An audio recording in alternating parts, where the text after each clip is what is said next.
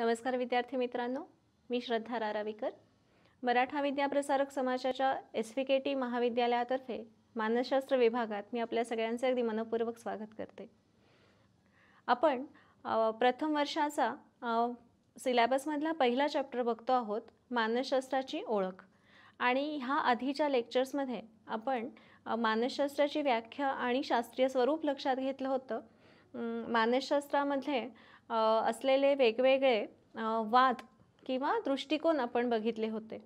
त्यानंतर आपण भारतातील मानसशास्त्राची सद्यस्थितीसुद्धा बघितली होती आणि आपण लास्ट लेक्चरमध्ये सुरुवात केली होती की मानसशास्त्रामध्ये संशोधन किंवा अभ्यास कोणत्या पद्धतींनी केला जातो. आणि त्यामध्ये आपण 4 प्रकारच्या मानसशास्त्रातील संशोधन पद्धती बघितल्या होत्या: वस्तुनिष्ठ आत्मनिरीक्षण, निरीक्षण, सर्वेक्षण आणि स्ववृत्त. वस्तुनिष्ठ आत्मनिरीक्षण ही मानसशास्त्रातील संशोधन पद्धती विल्यम वुंड नावाच्या मानसशास्त्रज्ञांनी मनाच्या रचनेचा आणि अनुभवांच्या घटकांचा अभ्यास करण्यासाठी विकसित केली होती. मानसशास्त्रामध्ये विकसित झालेली ही पहिली संशोधन पद्धती होती. ह्या संशोधन पद्धतीचा विकास करण्यासाठी आणि मानसशास्त्रासाठी पहिली प्रयोगशाळा उभारण्याच्या कार्यासाठी विल्यम वुंडला मानसशास्त्राचा जनक असं म्हटलं जातं, हे सुद्धा आपण ह्यावेळी बघितलं आहे. वस्तुनिष्ठ आत्मनिरीक्षण करताना कशाप्रकारे प्रशिक्षित व्यक्ती स्वतःच्या अनुभवांचं विश्लेषण करते हे आपण बघितलं. त्यानंतर आपण निरीक्षण पद्धती बघितली. निरीक्षण पद्धतीचा अभ्यास करताना आपण हे सुद्धा लक्षात घेतलं की सामान्य माणसांचं निरीक्षण आणि मानसशास्त्रज्ञांनी केलेलं निरीक्षण यामध्ये काय फरक असतो. मानसशास्त्रज्ञ निरीक्षण करताना कसं प्री प्लॅन्ड आणि प्री प्लॅन्ड निरीक्षण करतात आणि त्याची कशी नोंद घेतात हे सुद्धा आपण बघितलं होतं आणि निरीक्षणाचे प्रकारही बघितले होते. त्यानंतर आपण सर्वेक्षण ह्या मानसशास्त्रीय संशोधन पद्धतीबद्दल चर्चा केली होती. सर्वेक्षण करताना प्रातिनिधिक नमुना निवड करणं आणि त्यांना योग्य प्रश्न विचारणं कसं आवश्यक आहे हे आपण बघितलं. त्यानंतर आपण स्ववृत्त ही पद्धत बघितली होती. यामध्ये एका व्यक्तीचा किंवा एखाद्या छोट्या समूहाचा कसा सर्व बाजूंनी अगदी सगळ्या बारकाव्यांसह अभ्यास केला जातो हे आपण बघितलं होतं. आणि ह्या स्ववृत्त पद्धतीच्या आधारे सिगमंड फ्रॉइडने एक मानसोपचार पद्धती कशी विकसित केली होती हेही आपण बघितलं. ह्या पुनरावलोकनानंतर आपण आजच्या सेशनकडे वळूया. आजच्या सेशनची रूपरेषा अशी असेल. आपण पहिले आजच्या सेशनचा उद्देश बघूया. त्यानंतर आपण प्रायोगिक पद्धती ही मानसशास्त्रामधली अत्यंत महत्त्वाची अशी संशोधन पद्धती अगदी डिटेलमध्ये बघूयात आणि त्यानंतर होम असाइनमेंट डिस्कस केली जाईल. आजच्या लेक्चरच्या अध्यापनाची उद्दिष्ट आहे मानसशास्त्रामधील संशोधन पद्धती किंवा अभ्यास पद्धती समजून घेणे. आता आपण प्रायोगिक पद्धतीकडे वळूयात. आधी आपण प्रयोग म्हणजे काय हे बघू. प्रयोगाची व्याख्या कशी केली जाऊ शकते बघा. नियंत्रित परिस्थितीत एका परिवर्त्यात बदल करून त्या बदलाचा दुसऱ्या परिवर्त्यावर होणाऱ्या बदलाचं निरीक्षण करणं म्हणजे प्रयोग होय. आता परिवर्त्य किंवा नियंत्रित परिस्थिती ह्या संकल्पना आत्ता तुम्हाला ऐकताना नवीन वाटतील, पण आपण जसं जसं ह्या सेशनमध्ये पुढे जाऊ तसं तसं त्याचं एक्सप्लेनेशनसुद्धा दिलं जाईल. आपण आत्ता हे लक्षात घेऊयात की परिवर्त्य म्हणजे वातावरणातला कोणताही घटक जो आपल्या वागण्यावरती परिणाम करू शकतो. प्रयोग करताना किमान 2 परिवर्त्य तरी प्रयोगामध्ये समाविष्ट केलेले असतात. एका परिवर्त्यामध्ये बदल करून त्याचा दुसऱ्या परिवर्त्यामध्ये काय परिणाम होतो हे प्रयोगामध्ये तपासलं जातं. या 2 परिवर्त्यांचा कार्यकारण संबंध समजून घेण्यासाठी ह्या प्रायोगिक पद्धतीचा वापर केला जातो आणि प्रयोगात अभ्यासाच्या समस्येच्या दृष्टीने आवश्यक प्रसंग मुद्दाम निर्माण केले जातात. आपण आता प्रायोगिक पद्धतीमधल्या महत्त्वाच्या संकल्पना फक्त समजून घेऊयात. जेव्हा या संकल्पना पहिल्यांदा ऐकाल तेव्हा कदाचित ह्या थोड्याशा वेगळ्या वाटतील, पण आपण जेव्हा उदाहरणाद्वारे पुढे ह्या संकल्पना समजून घेऊ तेव्हा त्या अगदी सहज स्पष्ट होऊ शकतील. प्रायोगिक पद्धतीमधल्या महत्त्वाच्या संकल्पना आहेत प्रयुक्त, अभ्युपगम, परिवर्त्य आणि प्रायोगिक व नियंत्रित गट. परिवर्त्याचे सुद्धा 3 महत्त्वाचे प्रकार आपल्याला आजच्या सेशनमध्ये बघायचे आहेत. ते आहेत स्वतंत्र परिवर्त्य, अवलंबी परिवर्त्य आणि नियंत्रित परिवर्त्य. आता आपण एक एक करून ही संकल्पना डिटेल्समध्ये बघूयात. पहिली संकल्पना आहे प्रयुक्त. प्रयोगामध्ये ज्या व्यक्तींच्या वागण्याचं निरीक्षण केलं जातं त्यांना प्रयुक्त असं म्हणतात. सोबतच्या चित्रात तुम्हाला दिसतंय बघा, डावीकडच्या चित्रामध्ये एका माणसावरती प्रयोग केलेला जाताना दिसत आहे, तर उजवीकडच्या चित्रामध्ये एका कुत्र्याचं निरीक्षण करणं सुरू आहे. मानसशास्त्रीय प्रयोगांमध्ये प्राणी किंवा प्रत्यक्ष माणूस ह्यापैकी कोणीही प्रयुक्त म्हणून वापरले जाऊ शकतं. त्यानंतरची महत्त्वाची संकल्पना आहे अभ्युपगम. प्रयोगातल्या समस्येचं तात्पुरतं उत्तर म्हणजे अभ्युपगम असं आपण म्हणू शकतो. आणि हे उत्तर खरं आहे की खोटं आहे हे प्रयोगाद्वारे तपासलं जात असतं. अभ्युपगम म्हणजे असं विधान की जे प्रयोगाचं उत्तर म्हणून संशोधनकर्ता अधिक गृहीत धरतो आणि त्याचं हे उत्तर चूक आहे की बरोबर हे त्याला प्रयोगाच्या नंतर समजतं. ह्या अभ्युपगमामध्ये किंवा विधानामध्ये किमान 2 परिवर्त्यांचा समावेश होत असतो. 2 परिवर्त्य किंवा वातावरणातले 2 घटक जे आपल्या वर्तनावरती परिणाम करू शकतात. त्यातील एका परिवर्त्यामध्ये बदल केल्यामुळे दुसऱ्या परिवर्त्यात काय बदल होतो हे प्रयोगाद्वारे तपासलं जातं आणि त्याच्यातूनच 2 परिवर्त्यांमधला कार्यकारण संबंध किंवा कॉज अँड इफेक्ट रिलेशनशिप आपल्याला समजू शकते. त्यानंतरची पुढची प्रयोगातली महत्त्वाची कल्पना आहे परिवर्त्य. परिवर्त्य म्हणजे मगाशी मी म्हटलं तसं वर्तनावर परिणाम घडवू शकणाऱ्या भोवतालच्या परिस्थितीतील सर्व घटकांना परिवर्त्य असं म्हणतात. आता आजच्या सेशनमध्ये आपल्याला प्रायोगिक पद्धती व्यवस्थित लक्षात येण्यासाठी आपण फक्त 3 प्रकारच्या परिवर्त्यांचा विचार करणार आहोत. त्याच्यामधला पहिला परिवर्त्याचा प्रकार आहे स्वतंत्र परिवर्त्य. प्रयोगामध्ये ज्या घटकामध्ये मुद्दाम बदल घडवून आणला जातो आणि त्या बदलाचा परिणाम तपासला जातो अशा परिवर्त्याला स्वतंत्र परिवर्त्य असं म्हणतात किंवा इंडिपेंडंट व्हेरिएबल असं म्हणतात. काही वेळा ह्याच परिवर्त्याला ट्रीटमेंट व्हेरिएबल असं सुद्धा म्हटलं जातं. त्यानंतरचा परिवर्त्याचा प्रकार आहे अवलंबी परिवर्त्य. स्वतंत्र परिवर्त्यातील बदलामुळे निर्माण झालेली प्रतिक्रिया म्हणजे अवलंबी परिवर्त्य. प्रयोगात ह्या परिवर्त्याचं मापन केलं जातं. आणि नियंत्रित परिवर्त्य म्हणजे काय तर प्रयोगामध्ये ज्या परिवर्त्यांवर किंवा ज्या घटकांवरती नियंत्रण ठेवावं लागतं त्यांना नियंत्रित परिवर्त्य असं म्हणतात. कारण प्रयोगाचा मुख्य उद्देश स्वतंत्र परिवर्त्याचा अवलंबी परिवर्त्यावरती काय परिणाम होतो हे तपासणं असतं. पण तरीही वातावरणातले इतर अनेक घटक आपल्या वागण्यावरती परिणाम करू शकतात की ज्यांचा अभ्यास प्रयोगामध्ये समाविष्ट नसतो. मग ते जर घटक नियंत्रित केले नाही तर आपल्या वागण्यामध्ये होणारा बदल स्वतंत्र परिवर्त्यामुळेच होतो आहे असं ठामपणे म्हणता येणार नाही. म्हणून आपल्याला तर प्रयोगामध्ये फक्त स्वतंत्र परिवर्त्याचाच अभ्यास करायचा आहे, त्याचाच परिणाम तपासायचा आहे. त्याच्या स्वतंत्र परिवर्त्यामुळे अवलंबी परिवर्त्यामध्ये काय बदल होतो हे जर आपल्याला तपासायचं आहे तर वातावरणातील इतर घटक की जे आपल्या वागण्यावरती परिणाम करू शकतात त्यांच्यावरती नियंत्रण ठेवणं गरजेचं असतं. अशा नियंत्रण ठेवल्या गेलेल्या परिवर्त्यांना नियंत्रित परिवर्त्य असं म्हटलं जातं. त्यानंतरचे ही कल्पना समजून घेण्यासाठी आपण एक छोटंसं उदाहरण घेऊया.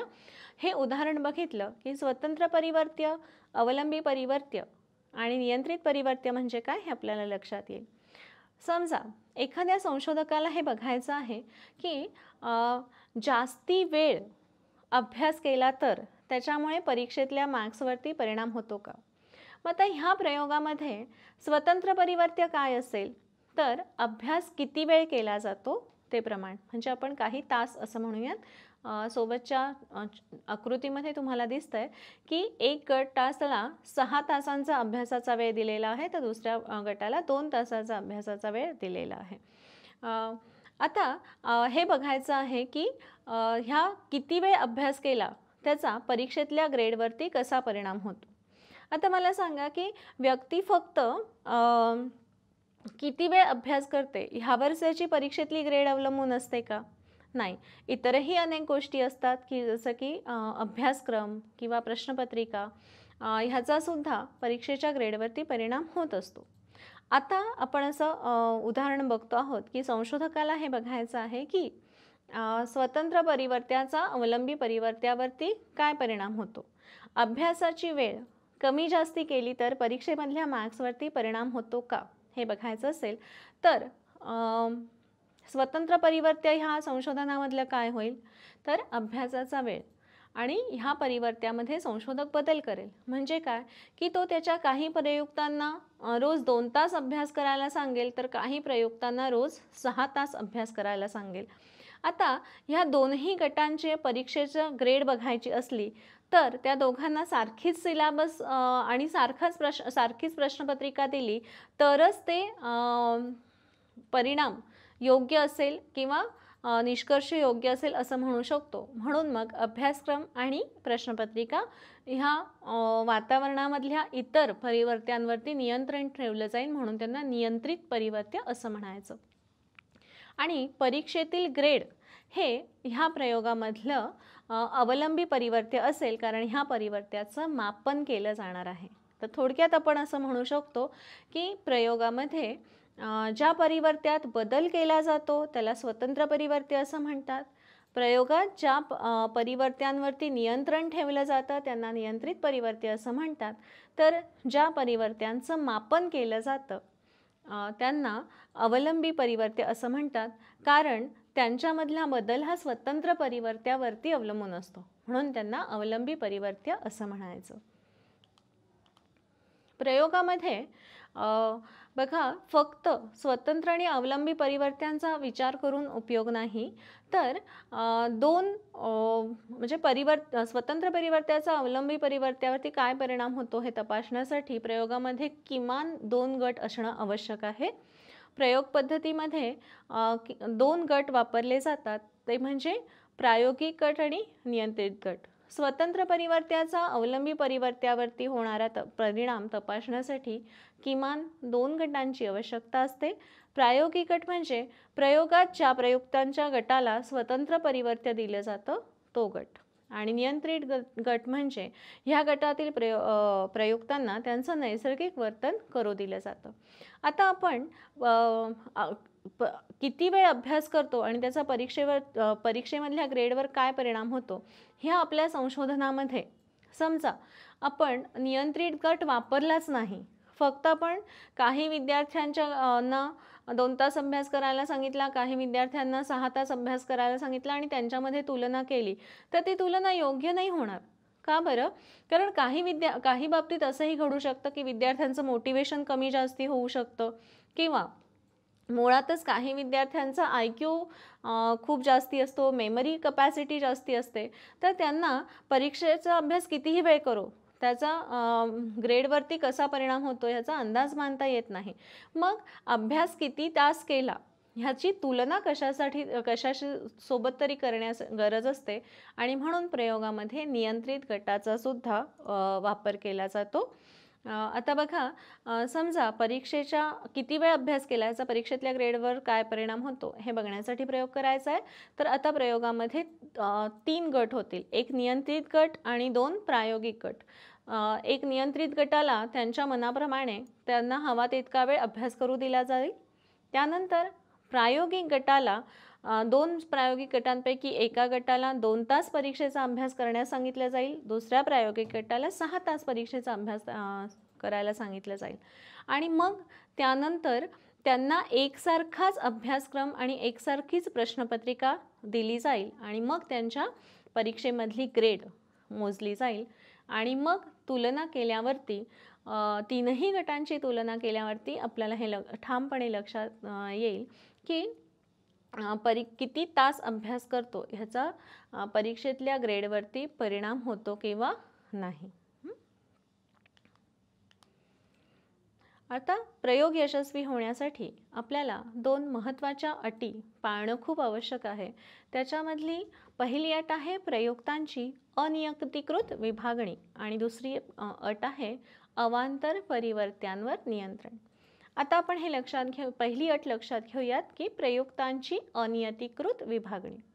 आता मगाचंच उदाहरण आपण घ्यायचं ठरवलं तर समजा संशोधकाला हे बघायचं आहे की किती तास अभ्यास केल्यावरती परीक्षेमध्ये कशी ग्रेड मिळते. पण त्यांनी प्रयोग करताना मात्र समजा 3 गट आहेत, एक नियंत्रित गट, एक पहिला प्रायोगिक गट जो 2 तास अभ्यास करणार आहे आणि दुसरा प्रायोगिक गट जो 6 तास अभ्यास करणार आहे. तर ह्या तीनही गटांमध्ये प्रयुक्तांची विभागणी करताना समजा संशोधकांनी असं केलं की जो गट 2 तास अभ्यास करणार आहे त्याच्यामध्ये सगळे अबाव ॲव्हरेज IQ असलेले किंवा सामान्यापेक्षा जास्ती बुद्धिमत्ता असलेल्या सगळ्या विद्यार्थ्यांना घेतलं आणि 6 तास अभ्यास करणाऱ्या गटामध्ये त्यांनी ॲव्हरेज इंटेलिजन्स किंवा IQ असलेल्या विद्यार्थ्यांचा समावेश केला आणि नियंत्रित गटामध्ये त्यांनी बिलो ॲव्हरेज IQ गटाचा किंवा ज्यांचा बुद्धिमत्तेची पातळी ही सामान्य लोकांपेक्षा कमी आहे अशा विद्यार्थ्यांचा समावेश केला. आणि मग त्यांना ह्या नियंत्रित गटातले विद्यार्थी त्यांना हवा तितका वेळ अभ्यास करतील, ॲव्हरेज बुद्धिमत्तेचे लोक 2 तास अभ्यास करतील आणि अबाव ॲव्हरेज बुद्धिमत्तेचे विद्यार्थी 6 तास अभ्यास करतील आणि मग त्यांना एक सारखी प्रश्नपत्रिका दिली आणि त्यांच्या ग्रेड्सची तुलना केली तर ती योग्य होईल का? नाही होणार.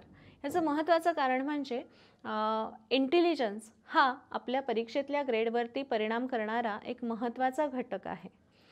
तर मग आणि आता त्याच्यावरती नियंत्रण ठेवणं शक्य नाही. कोणाला किती बुद्धिमत्ता मिळावी हे निसर्गाने ठरवलेलं असतं किंवा त्या व्यक्तीने स्वतःला कसं विकसित केलेलं आहे यावरती ठरतं. मग आता संशोधकाच्या हातात काय आहे तर साधारणपणे सर्व प्रकारच्या बुद्धिमत्तेचे विद्यार्थी समसमान प्रमाणामध्ये तीनही गटामध्ये इन्क्लूड असायला हवेत. तर हे तो ठरवून करू शकत नाही. ह्याच्यासाठी काय केलं जातं तर रँडम असाइनमेंट किंवा प्रयुक्तांची अनियंत्रित विभागणी हे टेक्निक वापरलं जातं. तर आता समजा प्रयोगामध्ये 3 गट आहेत आणि 90 विद्यार्थी आहेत. तर प्रयुक्तांची अनियंत्रित विभागणी करण्यासाठी संशोधक काय करेल तर सगळ्या विद्यार्थ्यांच्या नावाच्या चिठ्ठ्या 90च्या 90 विद्यार्थ्यांच्या नावाच्या चिठ्ठ्या एका बाउलमध्ये ठेवेल. बाउलमधली एक चिठ्ठी काढली तो विद्यार्थी पहिल्या गटात, दुसरी चिठ्ठी काढली तो विद्यार्थी दुसऱ्या गटात आणि तिसरी चिठ्ठी काढली तो विद्यार्थी तिसऱ्या गटात. म्हणजे काय होईल की हिला रँडम असाइनमेंट किंवा अनियंत्रित अशी विभागणी होईल. आणि असं मानलं जातं की जेव्हा अशी अनियंत्रित विभागणी किंवा रँडम असाइनमेंट केली जाते तेव्हा कमी बुद्धिमत्तेचे, सामान्य बुद्धिमत्तेचे किंवा सामान्यापेक्षा जास्ती बुद्धिमत्तेचे विद्यार्थी साधारणपणे तीनही गटांमध्ये सारखे विभागले जातील. म्हणजे मग बुद्धिमत्ता ह्या अवांतर परिवर्त्यावरती काही प्रमाणात का होईना नियंत्रण ठेवलं जाईल, कारण तीनही गटांमध्ये सारख्याच बुद्धिमत्तेची विद्यार्थ्यांची पातळी असेल. आणि मग अशा 3 गटांची तुलना केली तर ती तुलना योग्य ठरू शकेल. असं केलं नाही तर प्रयोगांच्या निष्कर्षांवरती आपण विश्वास ठेवू शकत नाही.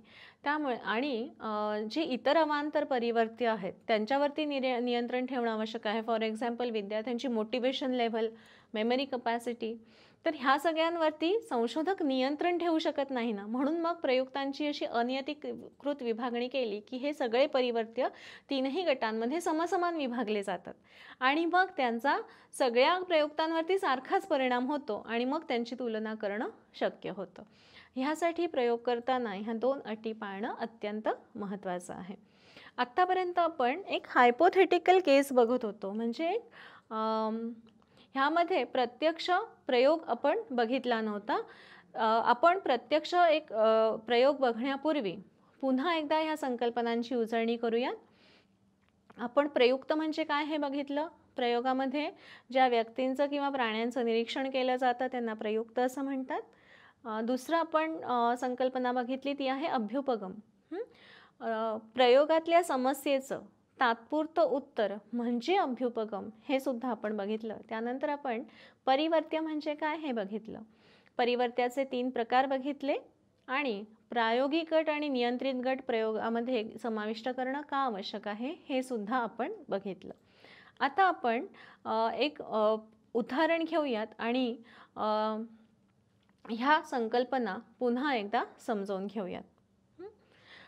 काही वर्षांपूर्वी एका मानसशास्त्रज्ञाच्या असं लक्षात आलं की बरेचदा व्यक्ती एकटी असताना फारशी आक्रमक वागत नाही, पण जेव्हा ती खूप मोठ्या ग्रुपमध्ये वावरत असते तेव्हा मात्र तिच्यामध्ये जास्ती प्रमाणामध्ये आक्रमकता दिसून येते. ॲक्च्युली ह्या मानसशास्त्रज्ञांनी अशी घटना पेपरमध्ये वाचली होती की अनेक हल्लेखोर एकत्र आले आणि त्यांनी प्रचंड उत्पात माजवला, नासधूस केली, लोकांना हर्ट केलं, लोकांवरती हल्ले केले. तर हे लोक असं का वागले असावेत? सगळ्याच लोकांमध्ये इतकी जास्त आक्रमकता असेल का की ज्यांनी इतका विध्वंस घडवून आणला, असा ह्या लोकांना मानसशास्त्रज्ञाला प्रश्न पडला. आणि मग ही प्रयोगाची समस्या तर त्याच्या लक्षात आली. मग त्यांनी अभ्युपगम मांडायचं ठरवलं, म्हणजे त्याच्या समस्येचं त्यांनी तात्पुरतं उत्तर मांडायचं ठरवलं. तर बरंच लिटरेचर रिव्ह्यू घेतल्यानंतर आणि लॉजिकली विचार केल्यानंतर, रिझनिंग नंतर ह्या मानसशास्त्रज्ञाला असं वाटलं की इंडिव्हिज्युएशन म्हणजे समूहामध्ये जेव्हा आपण जातो ना, तर तेव्हा आपण स्वतःचं स्वतंत्र अस्तित्व विसरतो आणि आपण समूहासारखे वागायला लागतो आणि आपल्या वागण्याची जबाबदारी फक्त आपल्यावर न राहता समूहाच्या वरती एकत्रितपणे लादली जाते. तर त्याच्यामुळे व्यक्ती स्वतःच्या वागण्याची जबाबदारी घेण्यापासून दूर राहतो. तर मग ह्या इंडिव्हिज्युएशन प्रोसेसमुळे लोकांची आक्रमकता वाढते असा अभ्युपगम आपल्या संशोधकांनी मांडला. आणि त्याचा हा अभ्युपगम चूक आहे की बरोबर आहे, खरं आहे की खोटं आहे हे तपासण्यासाठी त्यांनी प्रयोग करायचं ठरवलं.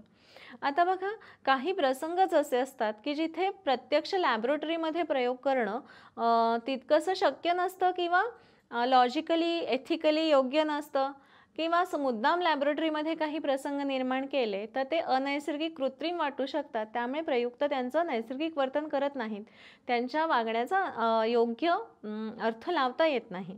म्हणून मग साधारणपणे आक्रमक वर्तन कुठे घडू शकतं अशी जागा आपल्या संशोधकांनी निवडली आणि त्यांनी प्रयोग करायचं ठरवलं. त्यांनी एका पार्टीची जागा प्रयोगाचं ठिकाण म्हणून निवडली. ह्याच्यावरून तुमच्या लक्षात आलेलं असेल की प्रयोग हे फक्त प्रयोगशाळेतच होतात असं नाही, तर प्रत्यक्ष घटना जिथे नैसर्गिकरित्या घडत असतात तिथे सुद्धा होत असतात. जे प्रयोग मुद्दाम प्रयोगशाळेमध्ये केले जातात त्यांना प्रयोगशालेय प्रयोग असे म्हणतात, तर जे प्रयोग प्रत्यक्ष घटना घडत असताना तिथे नैसर्गिकरित्या जिथे घटना घडत असतील तिथे केले जातात त्याला क्षेत्रीय प्रयोग असे म्हणतात. तर आता आपण क्षेत्रीय प्रयोगाचं उदाहरण बघतो आहोत. तर आता आपल्या संशोधकाला असं वाटलं की पार्टीमध्ये बऱ्यापैकी आक्रमक वर्तन घडू शकतं आणि त्याला त्याच्या इंडिव्हिज्युअल प्रोसेसचा अभ्याससुद्धा पार्टीमध्ये करणं शक्य आहे. म्हणून मग त्यांनी ही पार्टीची जागा निवडली. त्यांनी प्रयुक्तांची 2 गटांमध्ये विभागणी केली, नियंत्रित गट आणि प्रायोगिक गट. आता त्यांच्यासाठी काही वेगळी पार्टी ऑर्गनाईज करायची नव्हती, तर आपल्या संशोधकांनी काय केलं, तर पार्टीमध्ये येणाऱ्या काही लोकांना त्यांनी इंडिव्हिज्युएशन प्रोसेसमध्ये सामावून घेतलं. म्हणजे काय, तर पार्टीमध्ये शिरताना त्यांनी त्यांना चेहऱ्यावरती मास्क घालायला दिले. आपण जेव्हा मास्क चेहऱ्यावरती घालतो तेव्हा आपोआपच आपला चेहरा लोकांना दिसत नाही, त्यामुळे आपण जास्ती काळजीपूर्वक वागत नाही. बघा, आपण जेव्हा आपला चेहरा सगळ्यांसमोर येणार असतो तेव्हा खूप काळजीपूर्वक वावरतो. विशेषतः जसं तुम्हाला अनुभव असेल CCTV कॅमेऱ्यांसमोर किंवा शूटिंग करणाऱ्या कॅमेऱ्यांसमोर आपण किती काळजीपूर्वक वापरतो. पण आपला जर चेहरा झाकलेला असेल तर आपण कॉन्फिडंट असतो. मुलींनी स्कार्फ बांधला किंवा पार्टीमध्ये मास्क घातला तर आपोआपच इंडिव्हिज्युएशन होतं, आपण कोणाला ओळखू येत नाही. तर आपल्या संशोधकांनी प्रायोगिक गटामध्ये असणाऱ्या लोकांना मास्क घालायला दिला आणि नियंत्रित गटामध्ये असलेल्या लोकांना मास्क घालायला दिला नाही. तर आपोआपच त्यांची 2 गटांमध्ये विभागणी झाली. म्हणजे आता ह्या प्रयोगामध्ये स्वतंत्र परिवर्त्य कोणतं असेल की मुखवटा. मुखवट्याचा परिणाम. ज्या गटाला मुखवटा घालायला दिलेला आहे तो आहे प्रायोगिक गट, आणि ज्या गटाला मुखवटा किंवा मास्क घालायला दिलेला नाही तो आहे नियंत्रित गट. आणि मग त्यांचा ॲग्रेशनवरती कसा परिणाम होतो समजा हे तपासायचं आहे.